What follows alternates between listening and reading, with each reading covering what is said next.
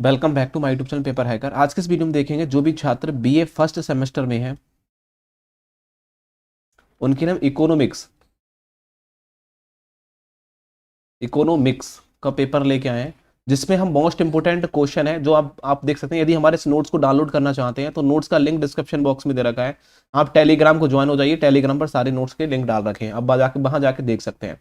यदि हम इसकी एप्लीकेशन डाउनलोड करना चाहते हैं तो प्ले स्टोर से जाकर डाउनलोड कर सकते हैं, उसका भी लिंक डिस्क्रिप्शन बॉक्स में है।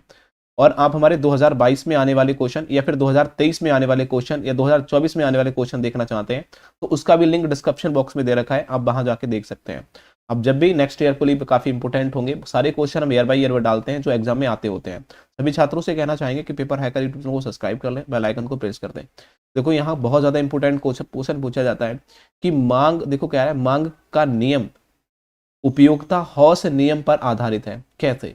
ये मांग का जो नियम है उपयोगिता हॉस नियम पर आधारित है। कैसे नियम पर आधारित है ये आपको बताना है, इसका कुछ एग्जाम्पल देना है। तो देखो यहाँ बोला गया है कि मांग का नियम मूलतः आपको किस तरीके से लिखना है एग्जाम में, तो यहां से लेकर आप यहां तक लिख लेना। ये क्वेश्चन बहुत सिंपल तरीके से मैं आपको समझा देता हूं, ये शॉर्ट में है, आप बिल्कुल शॉर्ट में क्वेश्चन ये पूछा जाता है कि मांग का नियम उपयोगिता हॉस नियम पर आधारित है। कैसे? एक्सप्लेन करो। तो आपको एक्सप्लेन करने के लिए पूछता है, तो मैं आपको यहाँ बता देता हूँ सिंपल तरीके शॉर्ट। ऐसा कभी किसी बुक में नहीं होगा जो हमने अपने नोट्स में आपको दिया है।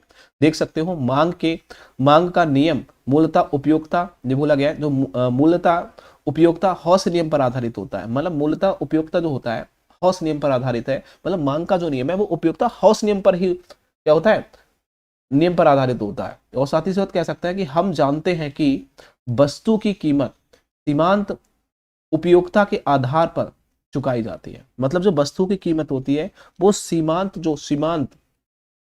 जो उपयोगिता होते हैं उनके आधार पर चुकाई जाती है। और सीमांत उपयोगिता हॉस नियम हमें यह बताता है कि जैसे जैसे किसी वस्तु का या वस्तु की, ठीक है, जो उत्तरोत्तर इकाइयों का प्रयोग किया जाता है, उपभोक्ता को प्राप्त करने वाली सीमांत उपयोगिता क्रमशः कम होती चली जाती है।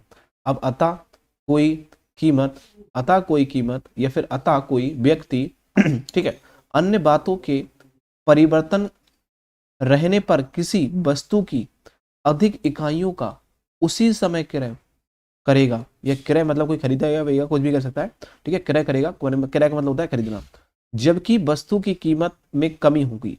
जबकि क्या होगी? जबकि वस्तु की कीमत में कमी होगी। और इस प्रकार सामान्यतः वस्तु की कीमत जैसी कम होगी मांग उतनी ही अधिक होगी। अब जैसे ही कीमत में क्या हुआ, कमी हुई वस्तु की कीमत में, तो सस्ती होगी कोई भी चीज तो भैया तो मांग तो ज्यादा होगी।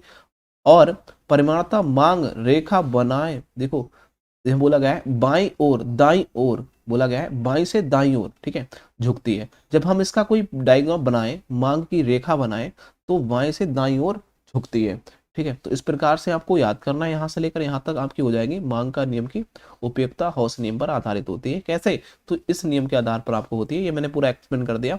आप यहाँ से लेकर यहाँ तक को एक बार स्क्रीनशॉट ले लो या फिर अपने बुक में लिख लो या फिर हमारे नोट्स को डाउनलोड कर लो। Thank you for watching this video. Channel को सब्सक्राइब कर लेना, बेल आइकन को प्रेस कर देना।